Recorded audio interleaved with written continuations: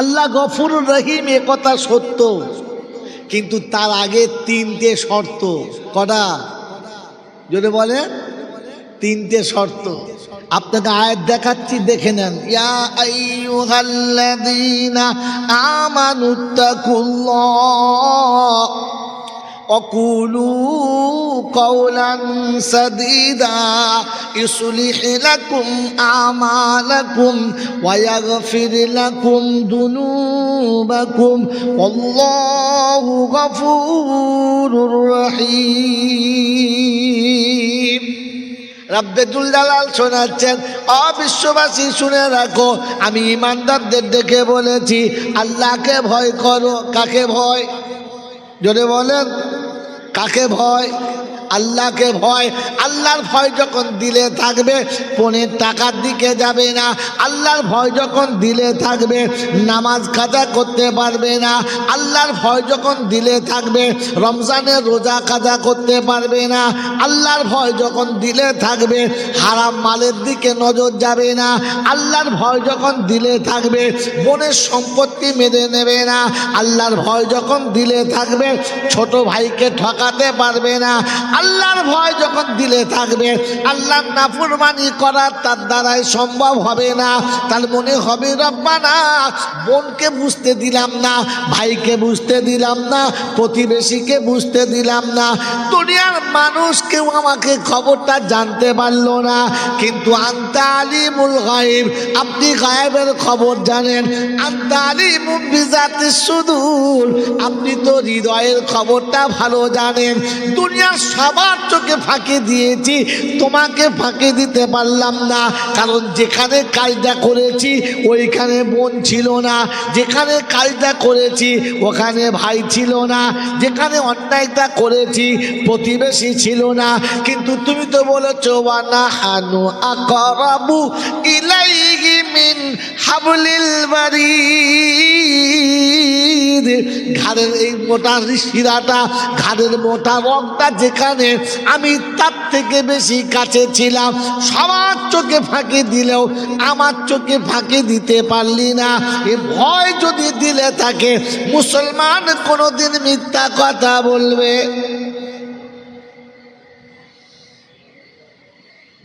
কোরআন সূরা আইয়ুহাল্লাযীনা আমানুত্তাকুল্লাহ, প্রথমে আল্লাহকে ভয় করো। আল্লাহ পাক শুনিয়ে দিয়েছে ওয়াকুলু কাওলান সাদীদা, যখন কথা বলবে সত্য বলো। মিথ্যা মুসলমান কোনোদিন বলতে পারে না, ইমানদার মিথ্যা কথা বলতে পারে না। কারণ একটাই কথা বলছে, আশহাদু আল্লাহ ইলাহা ইল্লাল্লাহু ওয়া আশহাদু আন্না মুহাম্মাদান আবদুহু ওয়া রাসূলুহু, আমি ওই আল্লাহকে বিশ্বাস করি যে আল্লাহর মিথ্যা বলে কোনো আশ্রয় নেই। আমি নবীকে নবী বলে বিশ্বাস করি যে নবীর জীবনে মিথ্যা ধার দিয়ে চলে না। আমি ওই আল্লাহর দলে, ওই নবীর দলে, অতএব আমিও মিথ্যা কোনো দিন বলবো না। আল্লাহ পাক রব্বুল আলামিন শুনিয়ে দিয়েছে ওয়াকুলু কাওলান সাদীদা, সত্য কথা বলো। ইউসলিহ লাকুম আমালাকুম, তোমরা তোমাদের আমলটাকে সহি করে নাও। আমি আল্লাহ কথা দিচ্ছি ইয়াগফির লাকুম যুনুবাকুম, তোমার জীবনের গুনাহগুলো মাফ করে দেব। কথা সত্য বলার চেষ্টা করো, নিজের আমলটাকে সহি করো। আল্লাহ পাক শোনাচ্ছে গুনাহগুলো আমি আল্লাহ মাফ করে দেব, কারণ আমি আল্লাহ গফুরুর রহিম। আল্লাহ গফুরুর রহিম তখন আপনার আমলটা আপনি ঠিক করবেন যখন। বলেন তো জীবনে কোন আমলটা ঠিক করেছেন? রাগ করবেন না, আমি চলে গেলে গাল দেবেন, ঠিক আছে, আমার কষ্ট নেই। সত্য বলেন, জীবনে কোন আমলটা ঠিক করেছেন, কবে কোন আমলটা যাচাই করেছেন যেটা আমার ঠিক হচ্ছে কি না?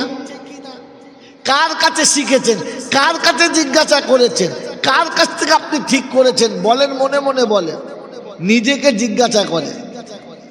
আপনার গুনাহ মাফ হবে তো হবে কি করে? খালি লা তাকনা তুর উপরে বসে আছো। বাবাজিরা সোনারা লালেরা, আল্লাহ পাক রব্বুল আলামিন বলেন ইমানদার যখন ইমানদার হবে আমি আল্লাহ কথা দিচ্ছি ওর জীবনের গুনাহগুলো মুছে দেবো, ওকে গুনাহগারের খাতায় রাখবো না। ইমানদার যখন ইমানদার হবে, বলে আল্লাহ আমরা সবাই ইমানদার, আমাদের গুনাহ কি হবে? কোরআন বলছে ইমানদারদের বয়ান চলছে, সবার না। বলে আল্লাহ পাক বলো কারা? বলে ওয়াল্লাযীনা আমানু ওয়া হাজারু ওয়া জাহাদু ফি সাবিলিল্লাহ ওয়াল্লাযীনা আওয়াউ ওয়া নাসারু উলাইকা হুমুল মুমিনুনা হাক্কান লাহুম মাগফিরাতুন ওয়া রিজকুন কারীম। ওরা ইমানদার, আমি ডাকলে যারা হাজিরি দেয়, আমি ডাকলে যারা চলে আসে, ওরা ইমানদার। আমি ডাকলে যারা পৃথিবীর কোনো জায়গা তাকে ধরে রাখতে পারে না। চাষে চাকরি, ব্যবসা বাণিজ্য, কলে কারখানায়, মিল ফ্যাক্টরি, সব জায়গায় থাকবে, কিন্তু আমি ডাকলে ছুটে আমার কাছে আসবে। আমি আল্লাহ বললাম ওরা হলো ইমানদার। কি গো বাবা, যেটা যাবো তো? হ্যাঁ, ওরা ইমানদার, ওরা ইমানদার। ওয়াহাদারু, যারা হাজিরি দিয়েছে। গোটা জিন্দেগি নামাজ পড়ে নাই, ওর মালের দুটো পয়সা হয়েছে, আর পয়সার কুটকুটনিতে হজ করতে চলে, হজ করে একদম পাকা হাজি হয়ে চলে এসেছে। হজ করার সময় কাপড় পরে কি বলে? ও হুজুর, এরামের কাপড় পরে কি বলে? লাব্বাইক। এই কি বলে? লাব্বাইক। লাব্বাইক মানে কি? আমি হাজির আছি। ও ছিল হাজির, ছিল চার দোকানে গোটা জীবন কাটিয়েছে, মিলের ভেতরে গোটা জীবন কাটিয়েছে, ফুটপাতে বসে তাস খেলেছে, মোড়ের মাথায় বাদরামও করেছে, আর এখন কাপড়ের লাভবাহিক। পেছন তুই কবে হাজির ছিলি রে? হাজিরি দিবি তবে তো হাজিরি থাকবি। বাড়ি আসার সময় ফুটপাতে 4টে জামা কিনে নিলে চলে, ও যত বড় জামা তার থেকে বড়। বন্ধু, শুধু খালি মনে মনে করছেন ধর্ম ছেলের হাতের মোয়া, যাবো আর পাবো আর খাবো না। ইমানদারের প্রথম নমুনা, সে ডাকলেই আসবে। এক কথায় আমি যতবার ডাকবো ততবার আসবে, এটা ইমানদারদের নমুনা। 5 ওয়াক্তের নামাজি হবে ওই ইমানদার। 5 ওয়াক্তে সারা সপ্তাহ নামাজ পড়েছে যারা, জুমার দিনে আল্লাহ দেখেছে তোরায় এক সপ্তাহ যা কাজ করেছিস হিসাবটা নিয়ে যা। গোটা সপ্তাহে নামাজ পড়ে নাই, জুমার দিনে প্রথম কাতারে বসে আছে। তুই ছেঁচর না কি রে? তোর লজ্জা শরম কিচ্ছু নেই? সামনে কাতারে বসলি কোন লজ্জায়? আরে জুমার দিনে তাদেরকে আল্লাহ দেখেছে যারা 5 ওয়াক্তের নামাজ পড়েছে, সারা সপ্তাহ নামাজ পড়েছে। জুমার দিনে ডেকেছে তাদের খাতা ছেড়ে দেওয়ার জন্য। আমি বাস্তব দেখাচ্ছি, কসম খোদার। ওই নিউ টাউনের বন্ধু শুনে যান আর মিলিয়ে নেন। মেরে মোহতম দোস্তর বুজুর্গ, আল্লাহওয়ালা ভাইয়েরা, জ্ঞানীজনরা, শুধু মানুষেরা, ইমানদারকে আল্লাহ বলছে ওরা ইমানদার। আমি ডাকলে যারা আসে, আর আসার সময় যত বাধা আছে কোনো বাধাকে পরোয়া করে না, পার হয়ে চলে আসে।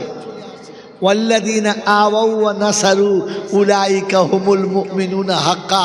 যারা ইতিম, মিসকিন, গরিবকে ক্ষমতা মোতাবেক কিছু দিয়ে তাদের মনটা খুশি করে দেয়, এরা হলো ইমানদার। মন থাকবে ইনশাআল্লাহ।